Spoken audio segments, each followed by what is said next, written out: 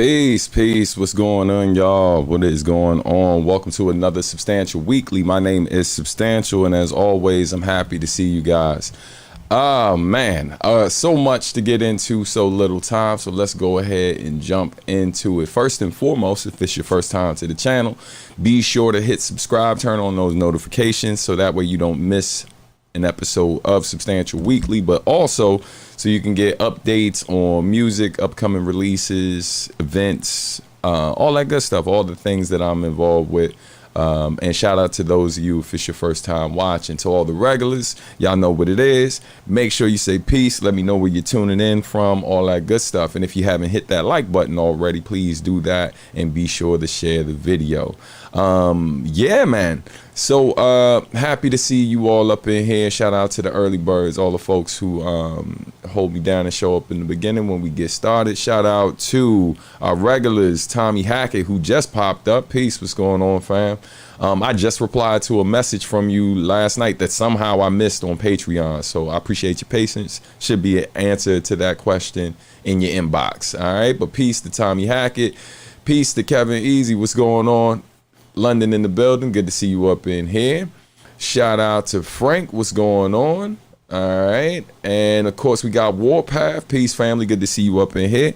All right, and let's see, Scrubber Manjaro, peace, what's going on, fam? Good to see you up in here. And we got Sirius Black as well. He's saying peace to everybody, man. Thank y'all for tuning in. Shout out to those of you watching on Facebook and Twitch as well, and of course all of our YouTube regulars. All right, so happy Friday.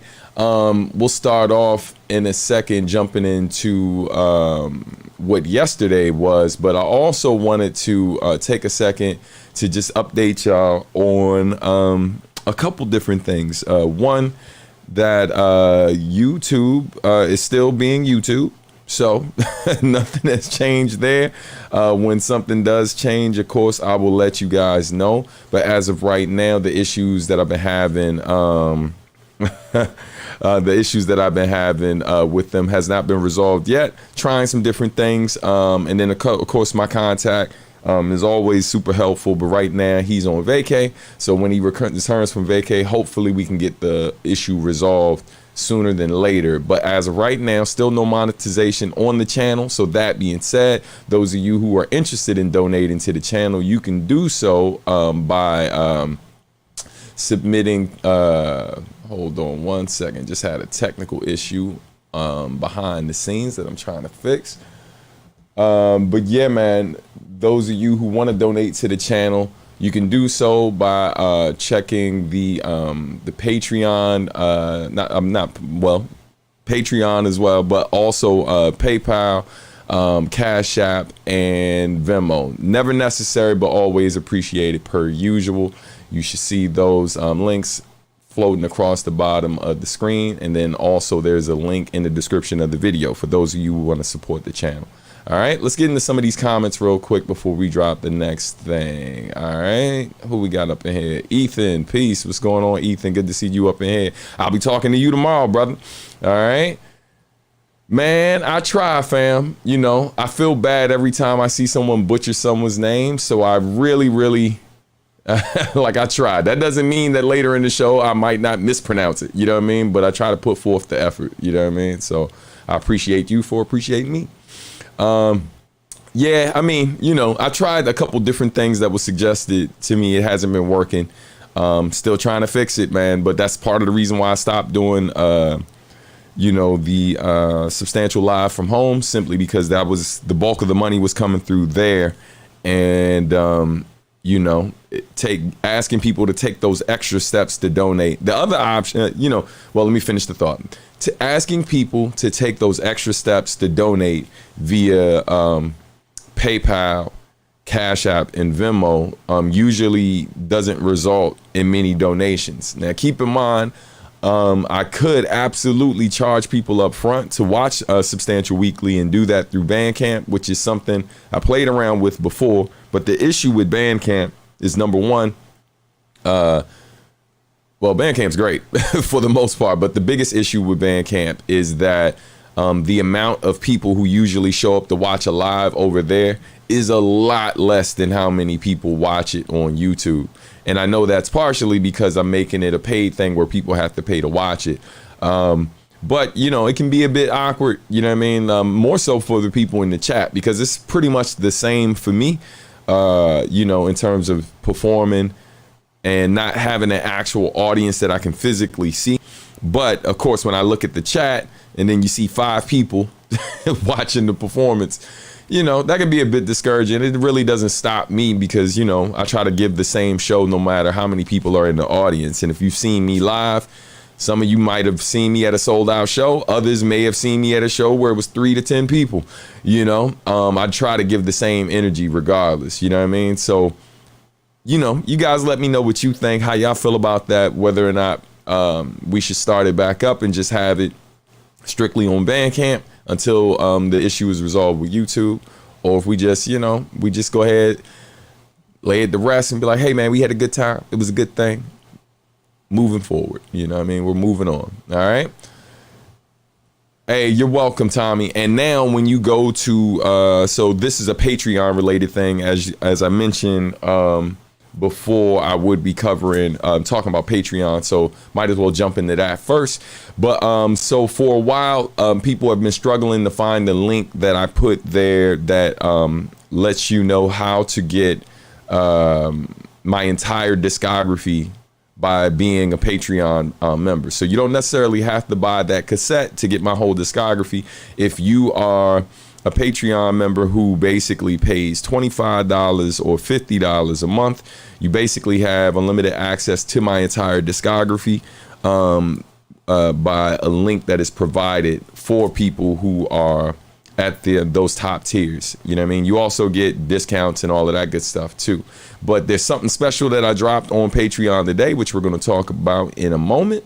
All right, so give me a second to get through these comments real quick. Yeah, man, excited as well, brother. Looking forward to chopping it up with you tomorrow. All right, that answers my questions, actually. I was wondering how come I hadn't seen more substantial live from homes. Yeah, that's the biggest thing. All right. Any plans to come back to Philly for a show? My hope is that I don't think I'm gonna get up there before the year is out. I think it's gonna be after the new year because I'm gonna work toward putting the tour together for next year with the release of Adultish. So I will keep y'all posted. There'll likely be performances throughout the year promoting the album. And we'll see what we can put together. But just to let y'all know, a lot of times when I talk to these venues or talk to promoters, you know, it's one of those things that if they're not already familiar with who I am and my audience, the conversation sometimes doesn't go anywhere. You know what I mean? And so, you know, because if they don't know me, and the wild thing is, it's not like I don't have numbers, right? Like I got numbers. But a lot of times when I have these conversations, there's a lot of jumping through hoops. A lot of people, at times people are dragging their feet. And quite frankly, certain cities, man, like the biggest show I've done in Philly was when I performed with Shingo. But I've performed there multiple times over the years. And usually when I do a Philly show, it's like maybe 50 to 100 people. The Shingo show was a lot bigger, but I think that was largely because it was billed as a tribute to Nujabes. And, you know, that's something I've talked about before. I feel like at this point in time, I don't think it's necessary for us to exploit Nujabes' name on the bill for y'all to show up. If you see my name, if you see Shingo's name, you see certain artists who worked with him name on the bill, the likelihood that they're not going to do any of the music that they worked with him, if they're doing a full-on set, 30 minutes, an hour, the likelihood that we're not going to do any of that music or acknowledge him in some way, shape, or form is slim to none. So, you know, so you got to start to ask yourself what the real issue is. How come when certain artists come to town and stuff, stuff happens. Of course, you get busy, but like, hey man, you know, not getting any younger. So that being said, next time you see me on the bill in your area, come through, because it's not like I'm gonna be doing this forever. You know what I mean? All right, but man, I appreciate the question. Thank you. All right. It's so weird. YouTube seems there's no real reason for demonetization. So yeah, the reason why mine was demonetized, it wasn't an issue with the content I was posting. Basically, they're trying to help me set up a store that is directly connected to my YouTube thing. So as opposed to me always telling y'all to follow the link, basically you would be able to come watch this video, and then right under the video you would see the different merch options. So that way you wouldn't have to leave YouTube in order to be able to support by buying merch. Now, a lot of you don't care. A lot of you make that trip, but it's a really, you know, for those of you who don't really know about online marketing, it's all about the number of clicks that people have to take. The more links that I ask you to click, the the smaller the likelihood is that you will actually get to that final step. Because first I'm like, hey, click on this thing, which means leave this video to go check out this stuff, right? So those of you who watch the entire time, you might not click until the very end. And then by the time this video's over, you might forget. So that's one obstacle. The other obstacle is now that you've clicked to leave, when you get there, now you got to go through and click the items that you like, right? So there's that step. And then there's the click to purchase it or click to add it to your cart. Then there's the process of filling it all out. And stuff comes up, people forget, folks get distracted. You know, you get ready to do that, someone walks up and shows you a crazy reel or TikTok, and then you completely forgot. So the fact of the matter is, I'm always looking for ways to make it so that y'all don't have to do as much work to support, basically. You know, now, granted, it's not like I'm asking you to, hey, take off of work, show up at this physical location to come and watch me perform. That's a bigger ask than me saying, hey, click this link and support by buying some merchandise. You know what I mean? But, you know, I try to make it as easy and as streamlined as possible for you. So my channel being demonetized has something to do with basically me trying to get the YouTube store connected or set up. And there was certain information that I didn't put in properly. However, I've made a bunch of changes trying to resolve that issue. And for whatever reason, it's still not working properly. So right now I'm trying to temporarily disconnect all of that stuff just to see if it reverts back to what it was before. And so far that hasn't worked either. So like I said, I have to wait for my contact to come back off vacay, and then hopefully we'll be able to resolve it. All right. So thanks for your patience to listening all of that until all of that. I know most of y'all don't care, but the ones who do, thanks for the question. All right. Word. Let's see. Shin David, or I hope I said that right. Oh no, pardon me. Shin David. I sound crazy. Shin David, peace. What's going on? All right. Soul Tiger, peace. Welcome, welcome, welcome. All right. Peace. Double R killing. What it is. Good to see you up in this joint. Word. All right. So now I'm going to try to do this thing that I've tried to do before, and it did not work. I'm going to click on it again. So if you see me looking over there again, you know something went wrong. So let's see if it works for me this time. Oh, that's a great question. How did I get to work with Cradle Orchestra? All right, I'll address that question in a moment. All right, hold on one second. Trying to make sure this thing that I moved over showed up, and it did not. But I know what we'll do. Okay, cool. I'll fix it a different way.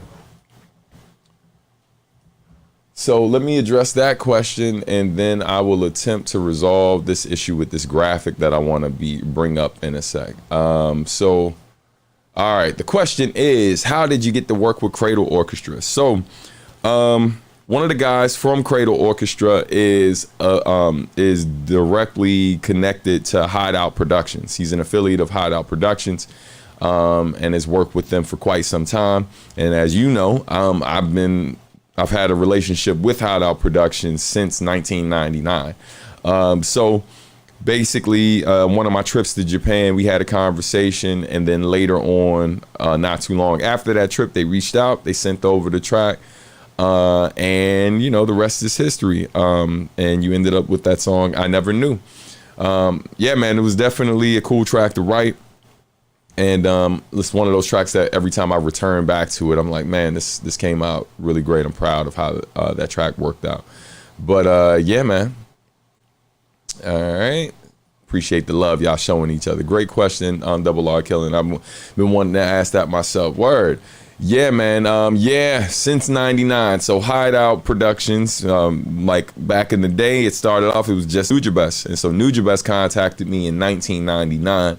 Hence why my relationship with Hideout goes back that far. You know what I mean? Goes back to the 90s, you know, maybe as long as some of y'all have been on the planet, pretty much.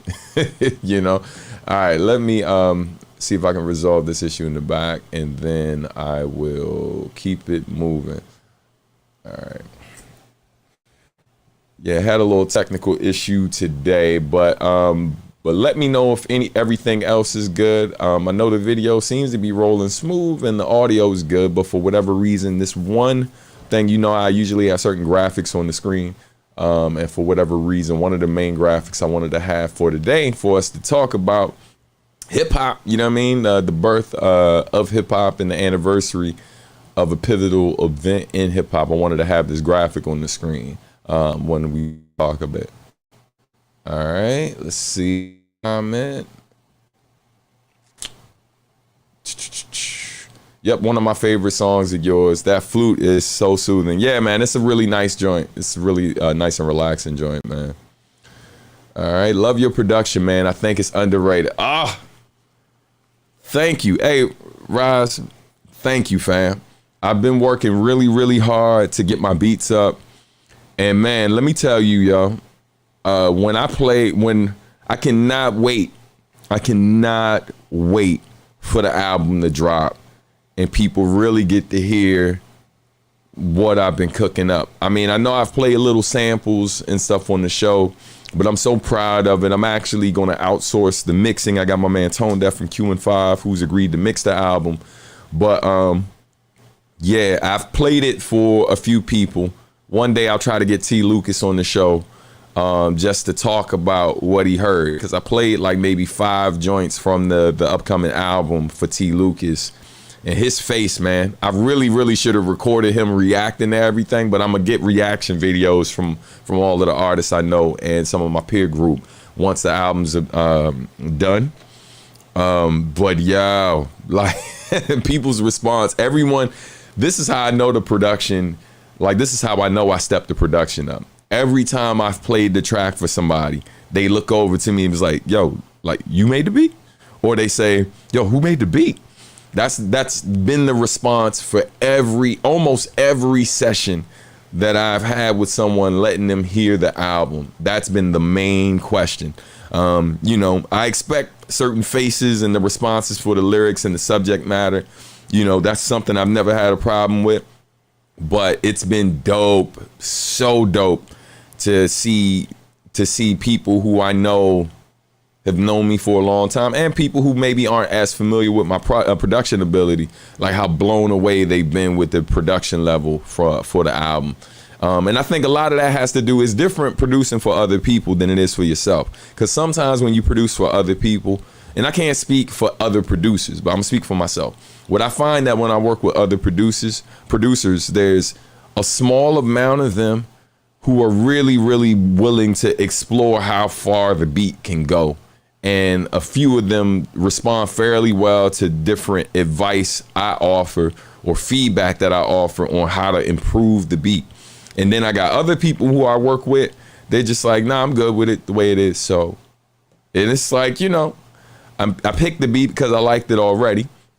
So I just, you know, we agree to just kind of move forward with it as is. But producing for myself, I'm able to, like, if I hear certain instruments and it's not there, I'm able to make a call and get it there. If I decide that I want the beat to change completely in the middle of it, I can. If I decide to put some elements that maybe are a little different than what people are accustomed to hearing in lo-fi or jazz hop or boom bap, you know, maybe having like some jazzy samples that the drums feel like, you know, 808s or like a bit trappy, but it still feels like it has those golden era like principles with a new direction. Like I can explore like that on my own, where a lot of times I'm not always able to kind of convince the producers I'm working with to kind of take it up a notch. You know what I mean? So shout out to all the producers I work with, because they're all dope in their own right. But that's been the dopest thing about making the beats myself for the album, you know? And I hope that when y'all hear it, that y'all really feel the work that went into it. Let's see, other question or comments. When I met you at Otakon, you told me you're going much harder on producing. I'm excited to hear it. Man, thank you so much. I'm excited to share it with y'all. All right. Not sure if you answered this, but do you have a favorite Samurai Champloo episode? I constantly watch the baseball one against the Americans. That one is dope. My favorite episode, I'm biased, man. It might just be the scene. But the beatbox joint, I forget what it's called. It's called beatbox something. I forget the exact name of the episode, but the one where they're beatboxing and they got like the dudes like rapping into the back of it. So it was so unexpected. Like, yes, there were a lot of hip hop elements throughout, but when it got to that episode, it's not like I watch a lot of comedy, a lot of animes that are comedies, right? But when it's done right, and you got me laughing out loud, like, yo, it was so I thought it was dope. I thought it was so dope, because I just did not expect that to see. I didn't expect to see that in a period piece. You know what I mean? But Samurai Champloo definitely is not. It's not the traditional anime that we get anyway. But that's one of my favorite episodes. Thanks for asking. All right, new beats. I'm ready for this. Yes, yeah, man. So let's see. Gonna love to see that word. All right, hold on. That picture with you wearing the sweatshirt that says Fat Beast with Nujabes posing in the background is one of my favorite photos in hip hop history. Wow. Hey man, I appreciate the love. Yeah, that photo came out really, really cool. Shout out to Koji who shot that photo. I have no idea where that brother is. I literally haven't seen Koji or heard from Koji since the first time I went to Japan, but most of those most of those photos from that first album was shot by a photographer named Koji. And so shout out to him for doing an amazing job on the art. All right. Let's see. It's the photo that when let's see. Agreed. That's the photo that when I saw it, I was like, wow, Nujabes for sure. Yeah, he gets that a lot. Hey, peace. What up, y'all? We got nice afro in here. So, all right, let's get into some announcements. So I am bringing up the one thing. It is here. Seeing if it's gonna work for me though. I think it will finally work for me. All right, it's doing its thing. So while that's happening, let's do something else. All right, so quick announcement for those that don't know. Just wanted to remind y'all that on August 27th, there is an event that will be happening called SketchPads. For those of you who have not attended a SketchPads event yet, you don't want to miss, but yeah, it will be happening on August 27th. We're doing it at Spizzy, Spizzy's second location. That's the one in Brandywine. But definitely come out. There's an invite for a link to the invite that is on Facebook in the description of this video. So you can click on that so you can join us. If you're in the DMV, not too far by, definitely come and join us. The missus says, hey, she's going to be doing her thing. You see that photo there? You see the one in the middle? So you know it's her. She's going to be drawing live while I'm playing beats. It's going to be super dope. We're going to have like different plants and stuff set up in certain areas, along with maybe some pops and other like action figure type things or whatever for people who are into that. So you could draw live, and then I'll be doing a beat set live. You know what I mean? So I'll be playing the beats live. It's going to be super dope. Hey, Serious Black, that's what's up. Glad to see that you're coming. It's free, y'all. It doesn't cost you anything. You can come through, have a good time, grab a smoothie, grab some good food. Shout out to Spizzy. They're super dope. If you're not familiar with Spizzy, either their first location or second, it is a great place, and I think that you will definitely enjoy it, and you get to chop it up with yours truly. So hopefully everything works out, and we'll see you there. All right. Let's see some more. Soul Tiger says, "Peace, Mrs. Robinson." That's what's up. Yes, Tommy Hackett. I think the Art of Altercation had goofy guys beatboxing while that big dog was wooing Fu. Hilarious. But Gamblers and Gallantry is my pick, where Jen falls. And ooh, that's a great episode. Yeah, man. I'm about to rewatch the whole thing.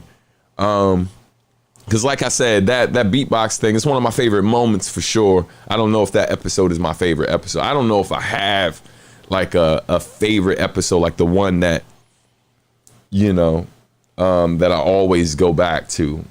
But yeah, I got to think about that question. I appreciate the question though. But yeah, man, definitely looking forward to seeing y'all at SketchPads next, 2 weekends from now. So that again is August 27th, and it's happening at Spizzy in Brandywine, Maryland. Looking forward to seeing y'all there. All right. I think I worked out this other graphic finally. So let's take another shot at it and see if it's going to cooperate or continue to make me look bad in front of company. Disrespectful. We don't like that. We don't like that one bit. Let's see. So go here. Think it's gonna work. Yes, it did. It worked for me. I am so happy. Now clap it up. Yeah. All right. So now that worked, let's get it to load up so I can share it with you, so we could talk some hip hop history, family.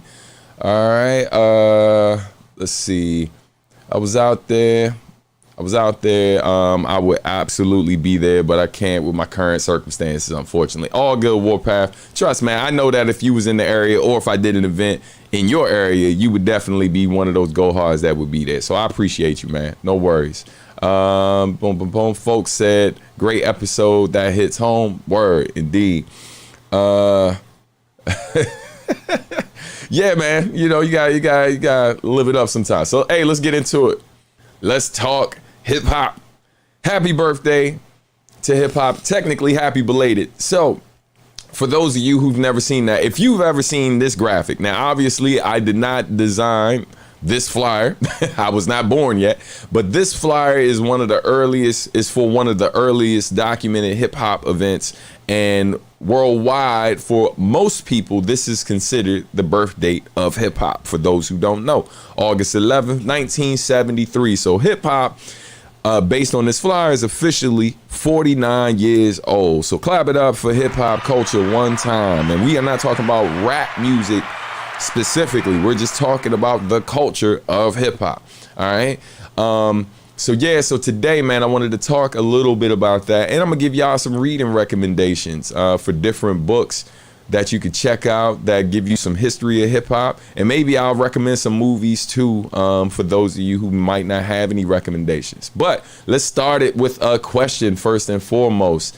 So my first question for y'all, and I'm gonna answer it, is what was your first hip hop event?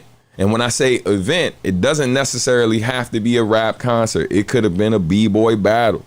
It could have been an art exhibit that was featuring graffiti art, right? It could have been a DJ contest, or it just could have been a club event where they were just playing hip hop music or rap music. So what was your first event that you ever attended that was hip hop related? Mine was an actual rap concert, right? It was a concert that actually featured, this lineup was crazy. So it was a hip hop concert that featured, let me not mess it up.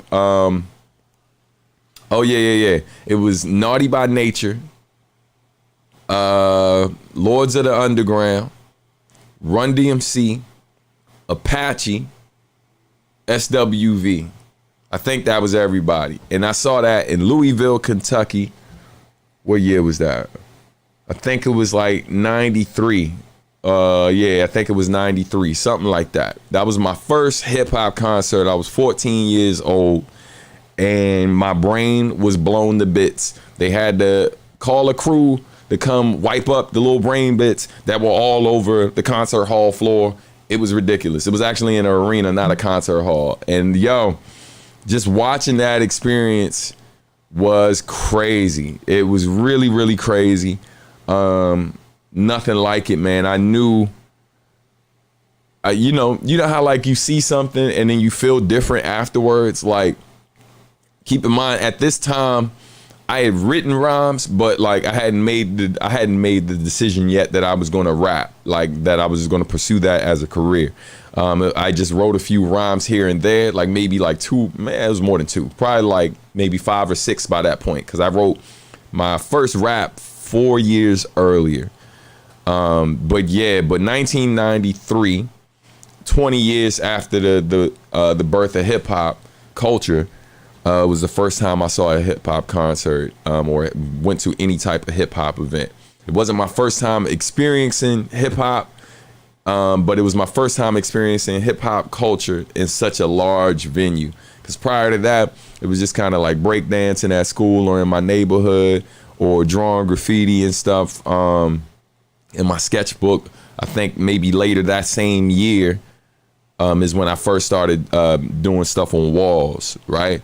And yeah, man, now it's crazy. But let me know what your first experience was. We got somebody sharing right here. I saw Wiz Khalifa live in high school at the Bamboozle Music Festival, and I was so happy. That's what's up. Yeah, man. Fun fact, Wiz Khalifa is actually cousins with Katie Fox. They're actually cousins. Fun fact for you. Yeah, how old were you? That's a great question.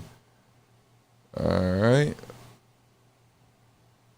right, so let us know how old you were at the time. And so as far as how old I was, I think I said it already, but yeah, I was 14 when I experienced that. So Scrub, let us know how old you were. All right. Yeah, man. I know, right? Mind blown. Yep, she's actually related to him. Yeah. So on that note, while you guys share your stories in the comments. All right, Scrub said he was said that they were 15.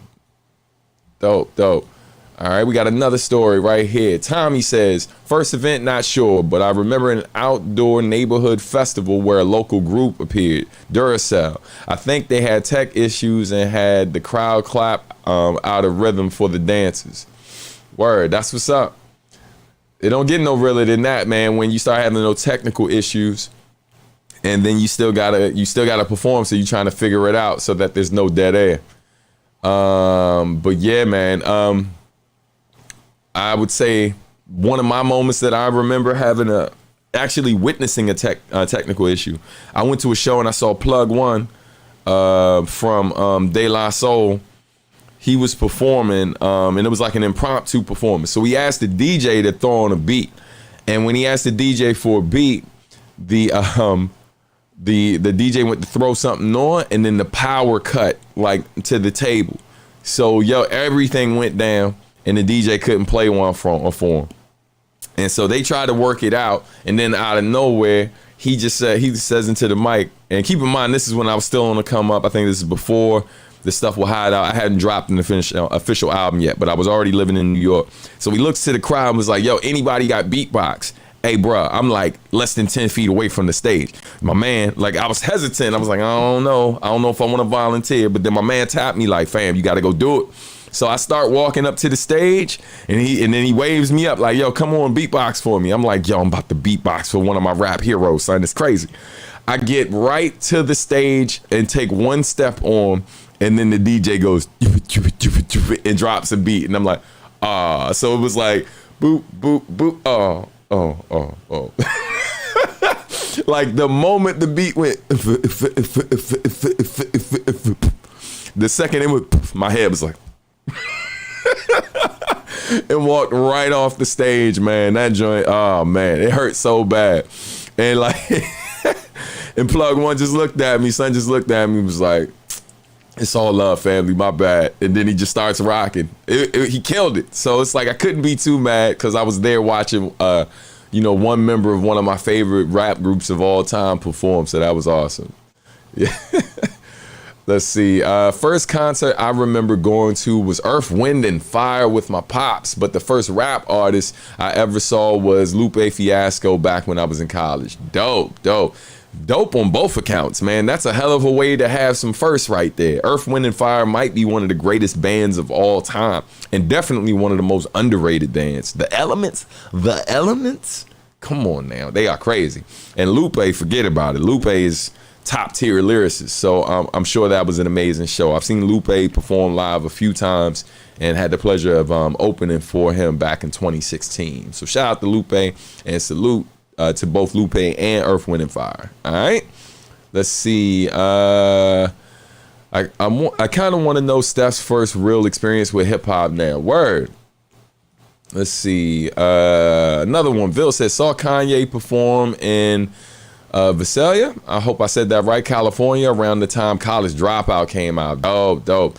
At this shop run by the guy that I later found out created the Kanye Bear logo. Wow, that's dope. That's big.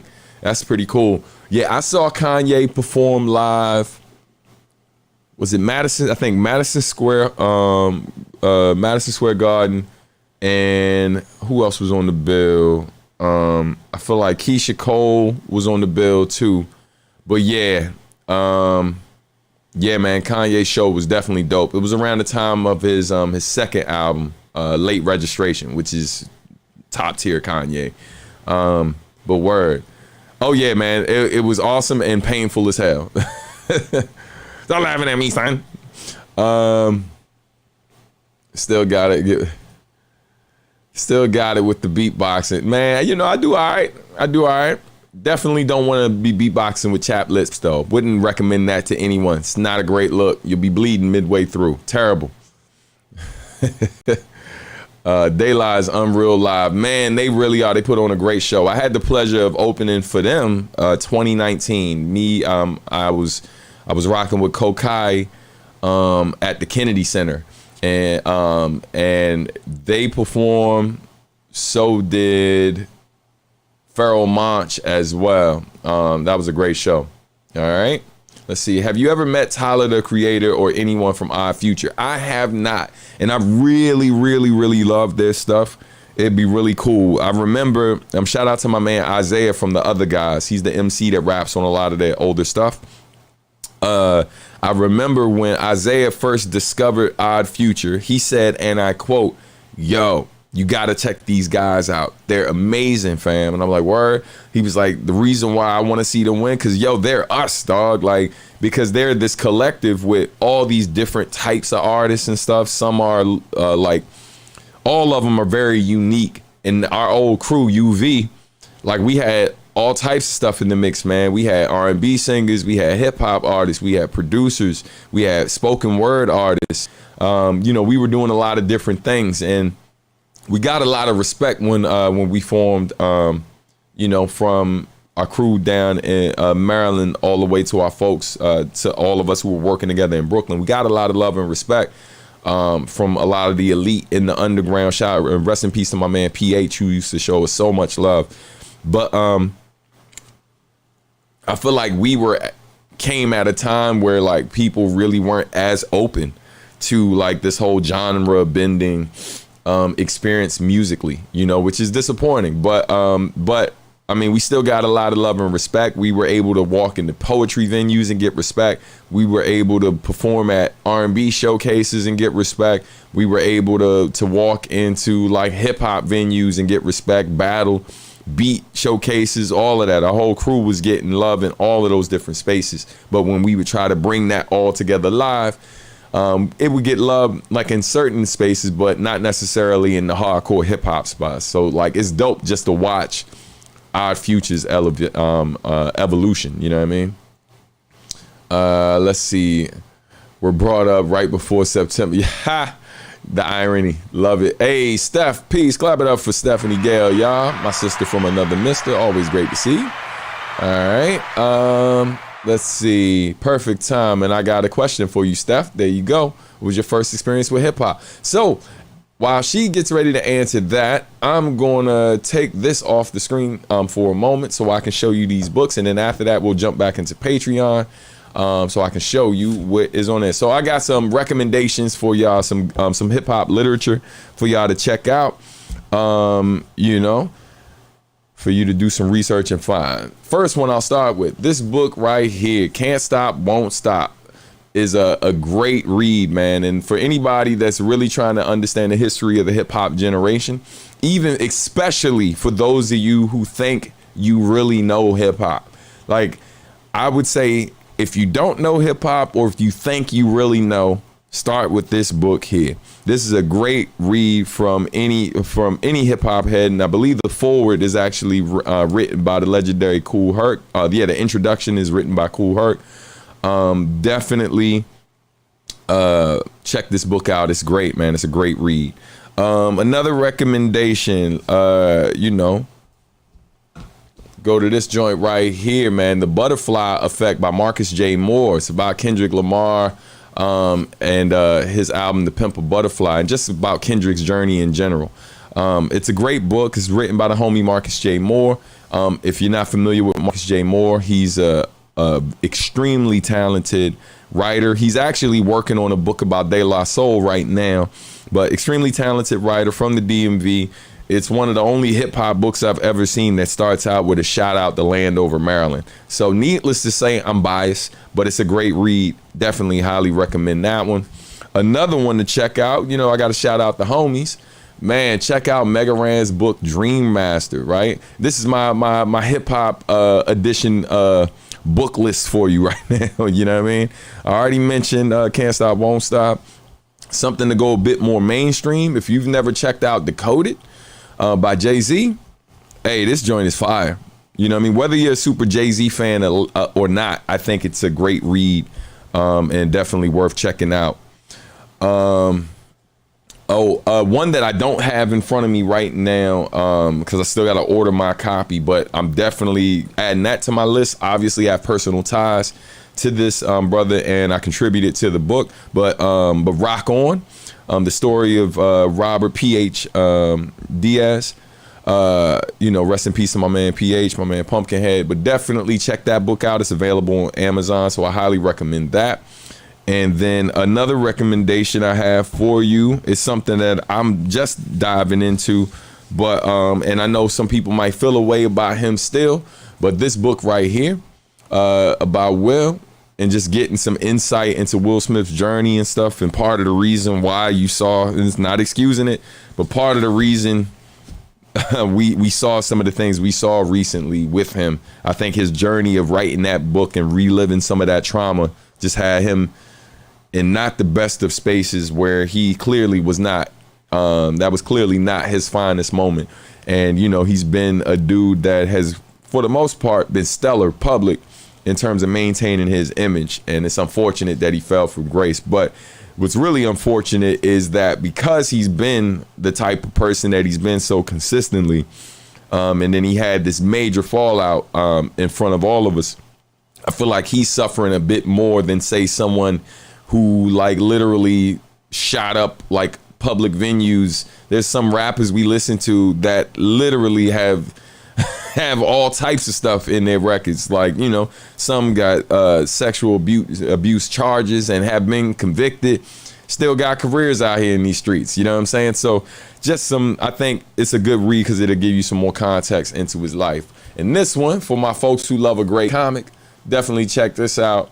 You know, it's like a history of hip hop in comic book form. It's pretty awesome. Worth checking out, man. The artwork is amazing. Definitely check out Hip Hop Family Tree by Ed Piskor. Definitely dope. It covers the years. This one in particular covers the years 1984 through 85. And lastly, I mentioned being biased before, but of course I'm biased. Now, this isn't a hip hop book in the traditional sense where it's about hip hop, but it's written by your mans. You know what I'm saying? And I am definitely hip hop. So if you haven't checked out She Sees and you need something hip hop related to gift to a little one in your family, whether you got a little one or you don't, but you got small children in your family, maybe ages 7 on down, definitely a good book to check out. You know, clearly I'm biased, but I'm saying. So I've heard it's a good book. All right, let's see. Going through the comments now before we keep it moving.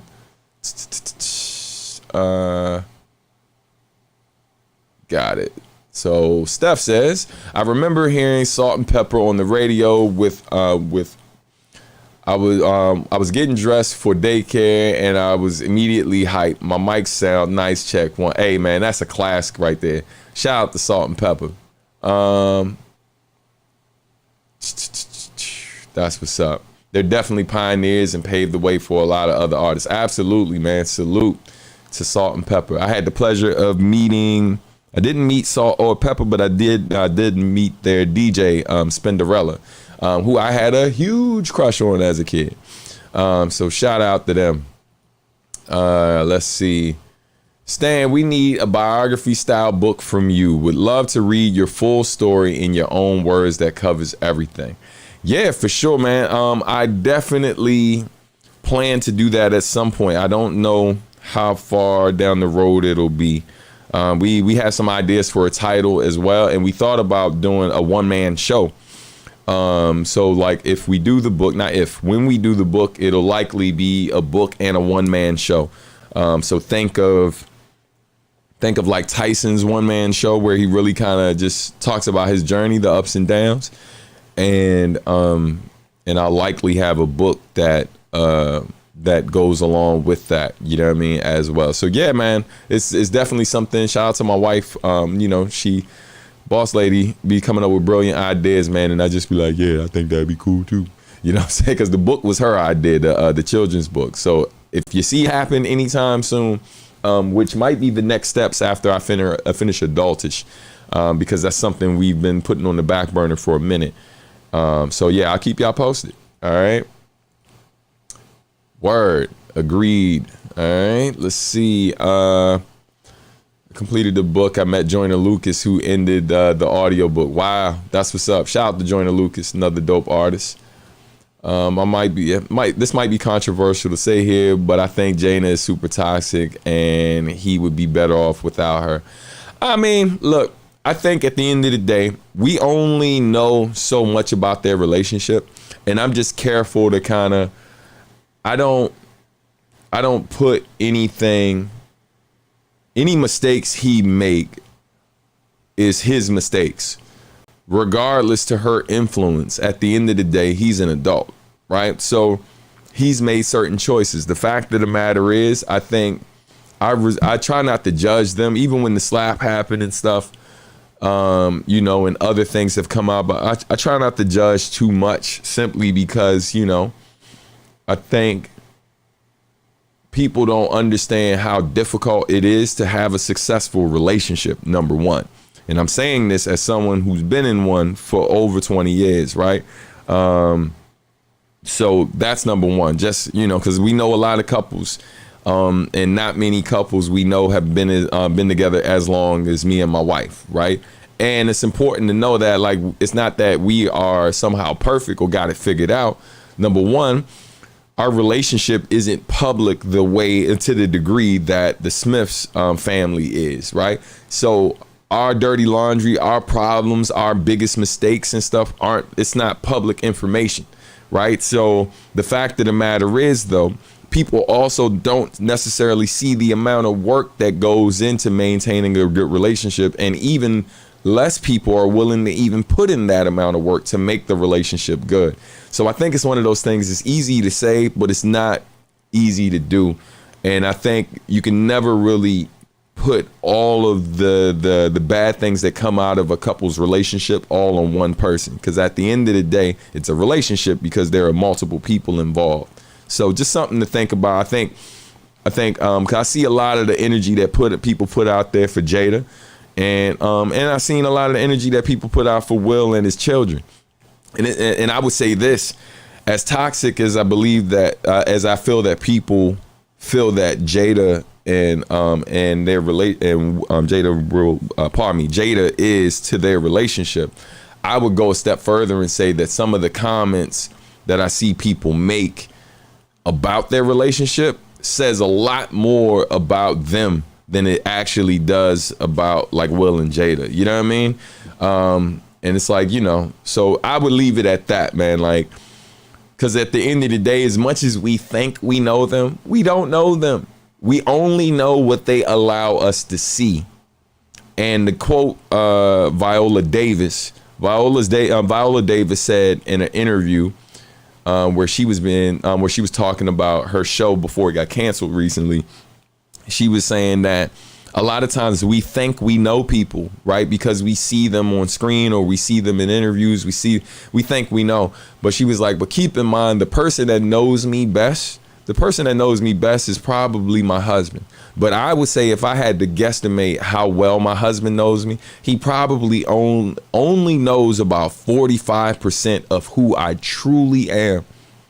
And this is the person closest to me. And when she said that, I was like, that might be one of the hardest fucking statements in the history of statements, fam.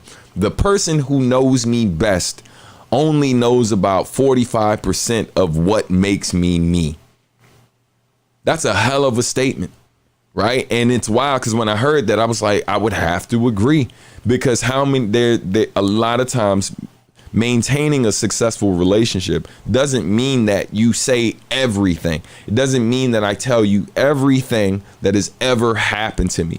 There are still moments where my daughter hears stories for the first time. There's still moments where my wife still hears stories about me for the first time, because I don't wake up every day like, okay, what haven't I told her yet, right? That's not how most people think, right? Like most people don't sit down and say, okay, I'm going to tell you everything that's ever happened to me.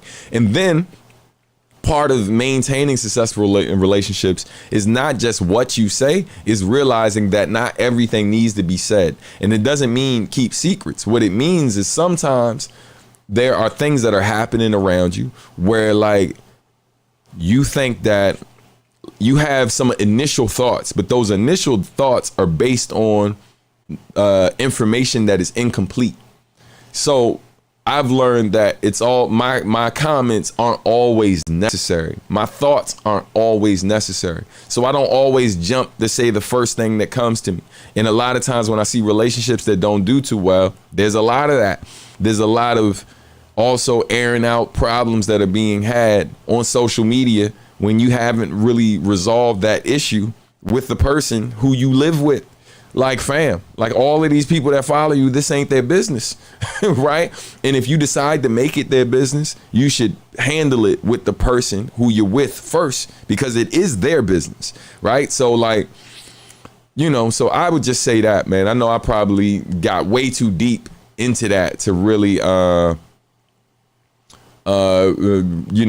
ain't what y'all here for, but maybe it is. I mean, maybe it's what you needed to hear. So I'm happy that you're still listening if you still tuning in. So shout out to those who care.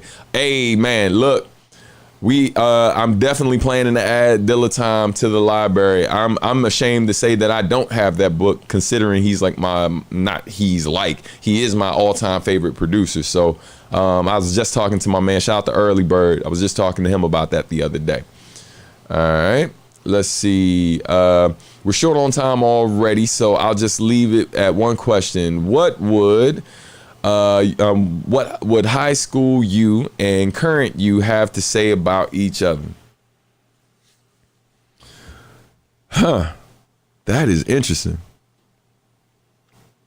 I think what I would have to say about high school me, or what I would think of high school me, I would say that, I probably, damn, man, it's so much. I would first congratulate high school me on decisions that I made early on that I think were very pivotal to where I am now as an artist. And so like having the wherewithal, having the intelligence, the intelligence like relevant to this music industry when I was 15 years old to know a bad deal when it came to me. Like before I even took it to a lawyer, before I even had an adult read it. And it was, and man, shout out to good teachers, right? Like reading comprehension is such an important tool, fam. Especially when you're dealing with legalese, right? Like when you're dealing with contracts, being able to comprehend what it is you're reading is key. A lot of times people see contracts that get overwhelmed and they don't even attempt to read it. Adults feel like this every day. Doctors put contracts in front of you all the time. And a lot of times because you're in a rush or they're in a rush, you glaze over what's in front of you without actually ever reading. And I learned at a very young age the importance of reading every word of a contract. You know what I mean? And so I'd commend younger me on the fact that, I understood that at the age of 15, how important that was and how important it would be to my life/career. So I'd basically say, good job on that. And then I would say the thing to work on is, I would say, man, it's not too late to pick up an instrument. Right. And I know you had the opportunity to play when you were younger and your mom put you in a thing, but then took you out. But just like you buying this equipment, go purchase an instrument and dedicate a certain amount of time to learning that instrument the same way you're learning to be a better MC, the same way you're learning to be a better songwriter. Because being a better MC doesn't necessarily equate being a good songwriter. So the same way you're putting time into these individual things, right? And the same way you're putting time into learning how to produce, you should put some time in to learn music theory, right? So you're not so just so you can play things, because I can play instruments, right? Not well enough to play them live, but I can play keyboard, right? I can play certain percussion well enough to record something that will sound dope to y'all, right? I can't do that live. And I don't even feel comfortable going on my live doing it in front of people because I'm too self-conscious about that when I'm doing it. But it's more so, I think that's important for younger me to learn so I can better articulate the people I collaborate with who are knowledgeable, who do speak that language, so I can better articulate to them what it is I'm going for. You feel me? So I think that would be hugely important. And I think younger me would say to older me, I think younger me wouldn't fully understand the path, right? Because I think younger me still had ideas of us being big, right? And so I would, so I think younger me would have some questions about that. I don't think younger me would fully judge just off the strength of certain things that I've accomplished, but they would, because the industry's so different, right? But then I also think that younger me would look at older me and be surprised that I was still alive too. You know what I mean?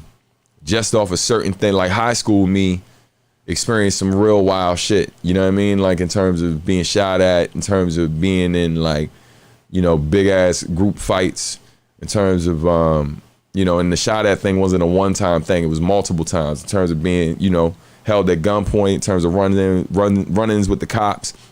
Younger me thought I was going to check out much earlier. So I would think about getting older and hopefully getting married and things like that, and where I wanted to live to a certain degree. But I couldn't see it. You know what I mean? Because I feel like the stuff I was dealing with in my day to day, like, young people around me was getting locked up doing, getting locked up as adults. You know what I mean? When we were still legally, we still weren't adults. And then, so stuff like that made me feel like, even though I'm not like some of my dudes who out here, they really in it. I'm around that because of the neighborhood I lived in, but I wasn't doing some of the things that some of my homie was. I also wasn't judging them. You know what I mean? They go do a certain thing and then we be kicking it the next day like they ain't just do what they did. But yeah, just the reality of it is, like the quote Lil Man in Black Panther, he was like, people die around here all the time. It's just the way it is. You know what I mean? And so that's how I felt. I remember seeing that scene in Black Panther, man, it teared up.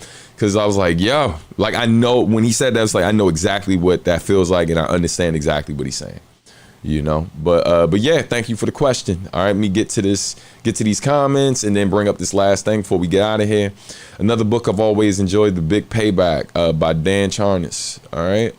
It's a great insight on the business of hip hop through branding. Yeah, word. Hey, if you want a industry book, it's not necessarily a hip hop book, but this is a great industry book right here.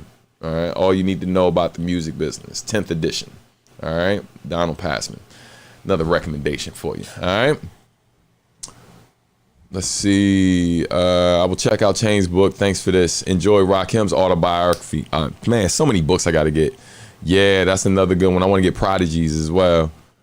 Think Ludacris was my introduction to rap. Laugh out loud. First show was Dumbfounded. If you know of him, of course. Yeah, Dumbfounded, super dope.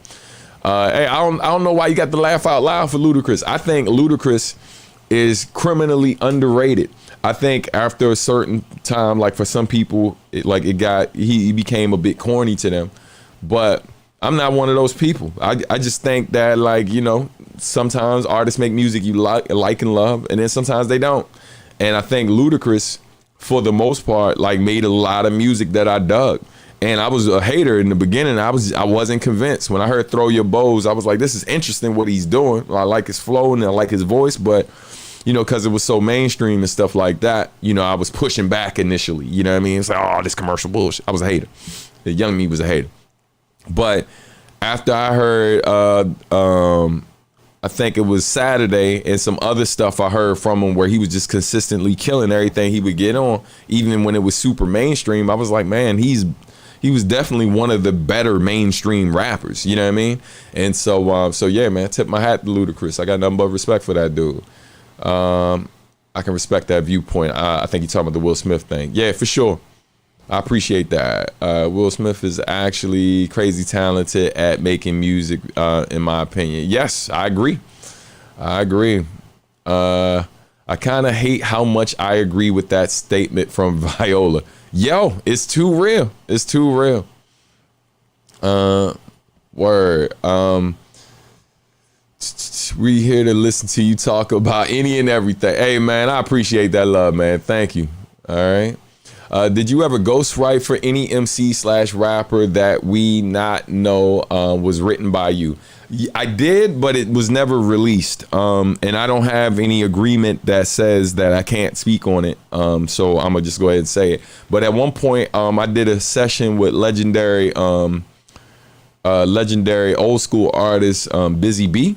Busy B, since we talking about the history of hip hop, Busy B is the first solo rapper, right? Because most folks in the beginning were a part of groups, but Busy B is known as like the first solo rapper. And so I was in a session with him in Baltimore because he was living in Baltimore at the time. I don't know if he still does, but yeah. And I was asked to write something in the studio for Busy B. This was definitely like 15 years ago, maybe 14 years ago, something like that. But yeah, so I wrote for him. There's as far as other artists, there's a singer that I wrote for. And the crazy thing is a song about women's empowerment that I wrote. I forget the artist's name, but she was like a Dutch singer. And my man Chu Fu connected me with the opportunity. But I wrote like a full song like about women's empowerment for this pop singer somewhere in the Netherlands. So I wrote that years ago. I was still living in New York, I think, at the time I wrote that. Yeah. I think that's about it that I can think of off the top of my head. You know what I mean? There might have been some other stuff. Current substantial to teenage substantial. Possible song title. Stay true to yourself. Word. Feel that? All right. You touched on that and I never knew. I like that. I like the insight you shared in that track. It's why it's one of my favorite songs of yours, period, man. Thank you. Appreciate that. All right. Let's see. See, this is why we need a biography, man. Yeah, for real. I appreciate that. Ludacris is definitely an underrated rapper in my opinion. Southern Hospitality had a lot of playback in the night. Word. Super facts. Yeah, love Luda at the time, listening to him. Word. Agreed. I had Prodigy's cookbook. It's funny, but also kind of amazing how creative he got while incarcerated. True. True indeed. Whoa, Busy B. That's amazing. Yeah, man. Yeah. All right. Oh, hey, Stan, can't believe I never asked. One more simple question. Favorite color and why? Never been asked that question in a hip-hop related, interview or Q&A. My favorite color is orange. My favorite color is orange, which I think for a lot of people is odd when they hear that, but my favorite color has always been orange. for as long as I can remember. I have memories going back to like 3rd or 2nd grade of orange being my favorite color, and still is. All right. Word, man. Shout out to Twitch getting involved today. All right.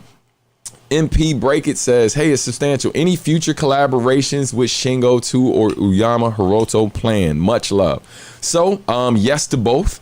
I have a beat that I was fine tuning earlier this week that Shingo already told me he liked a while ago when I first sent it to him. He probably forgot about it, but I'm about to resend it back to him because my goal is to have him rapping on that with me on the album. So yeah, that is coming. Uyama Hiroto actually recorded something with J Soul for one of Uyama's projects a long time ago.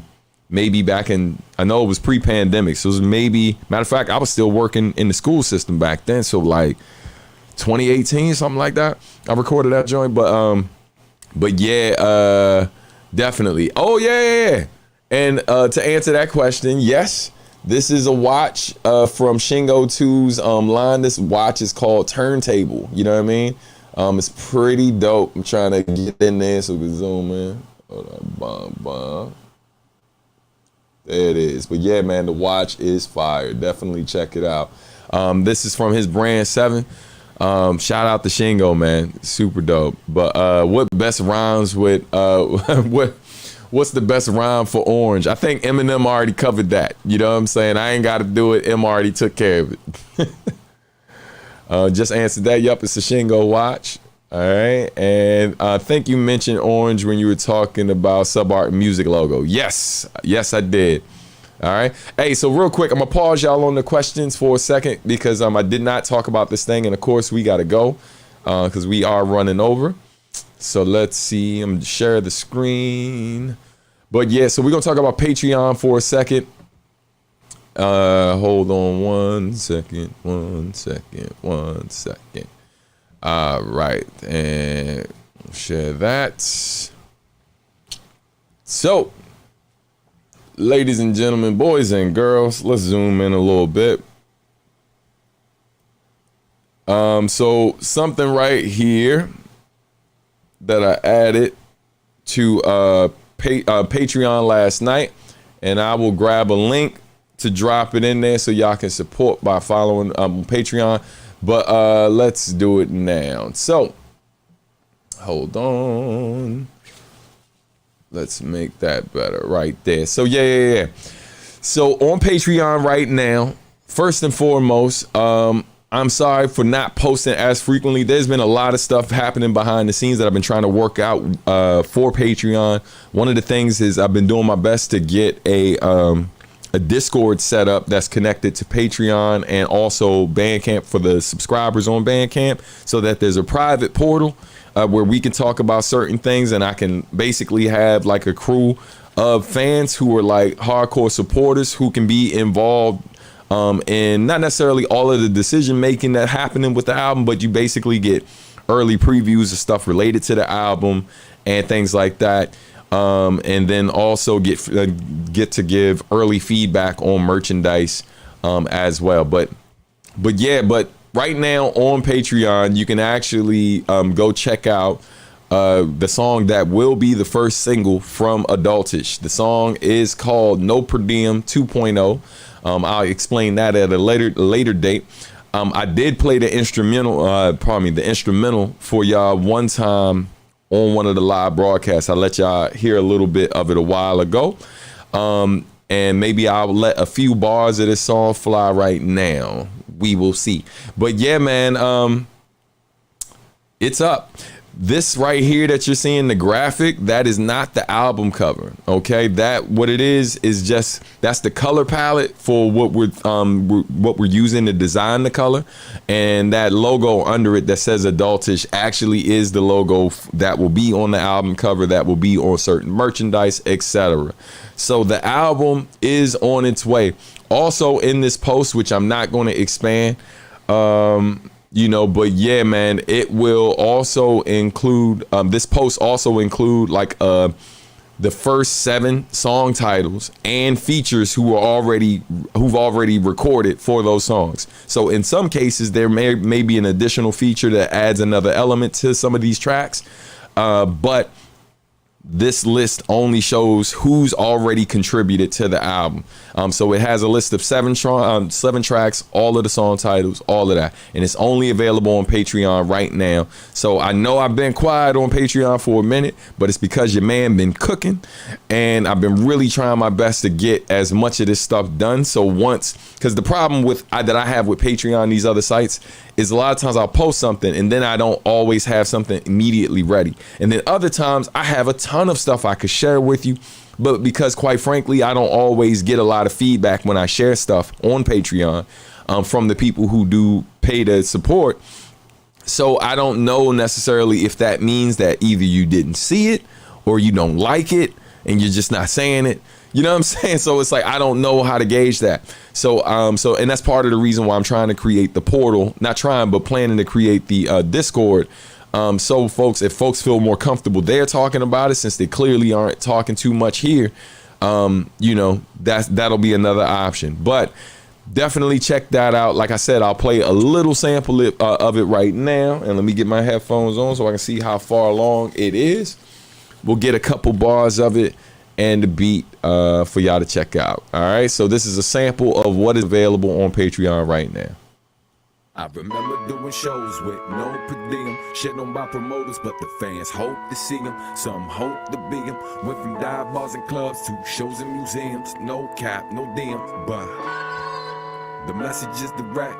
Everything you put in, and exactly let me know what you think in the comments. One more thing, don't forget. A check never I'm probably gonna stop it at around 45 seconds. Told me everything that I couldn't do. Told me everything that I should have done. Showed me everything that I shouldn't choose. They showed me everything that I could have won. Told me everything that I should be. And it's everything that they ain't. On guard from what I can't see. And we about to snatch it. Tell me what I can and can't. All right.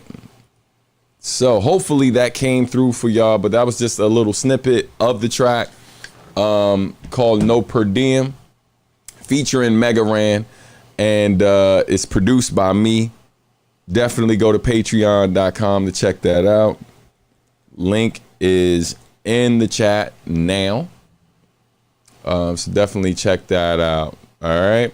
Let's see. So let's take that off the screen because we're going to get ready to get out of here in a moment.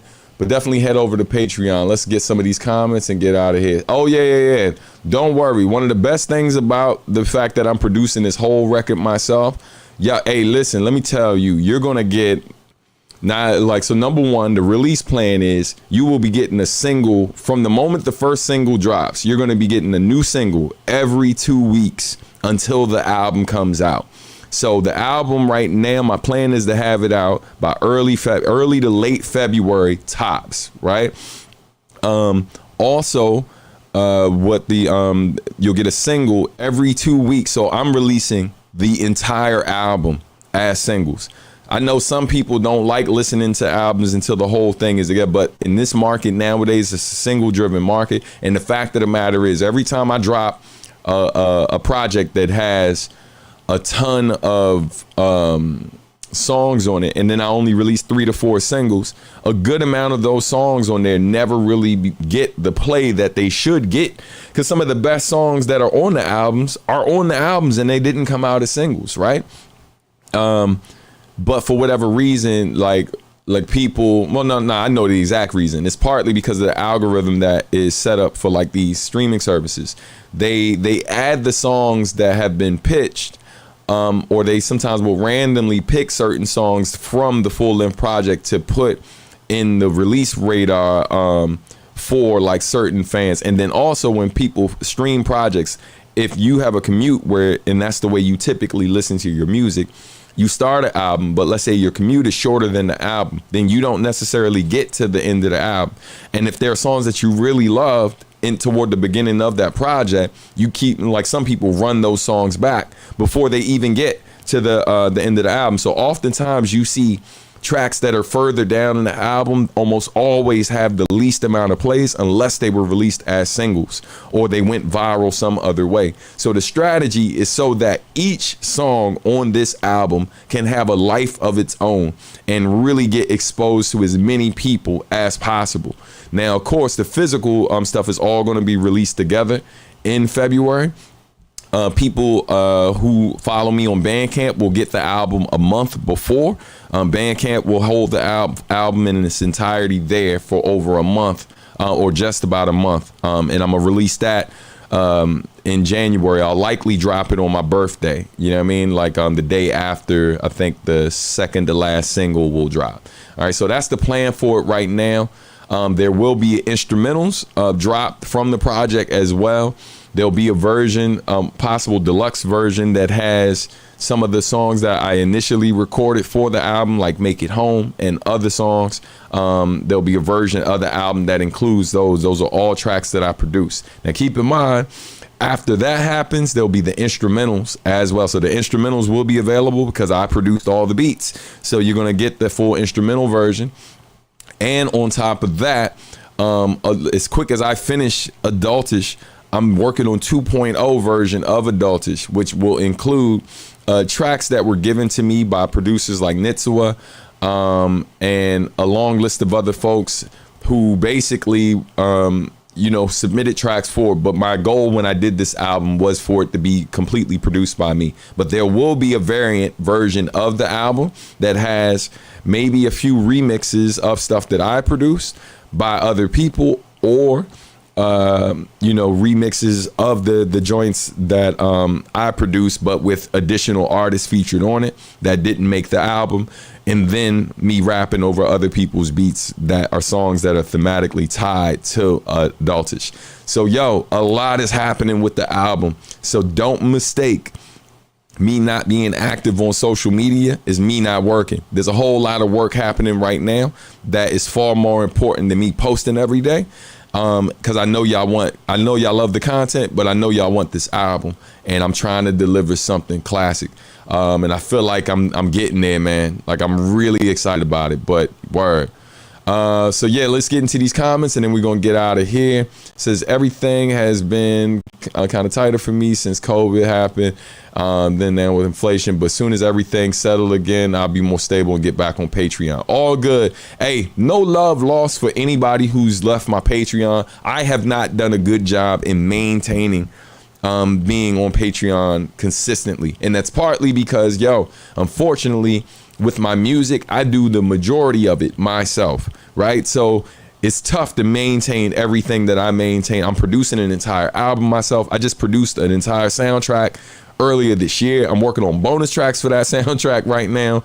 I teach for 2 different organizations. Another organization that I'm affiliated with, I'm about to go to Romania for 2 weeks in November to teach abroad, but then also perform in Romania.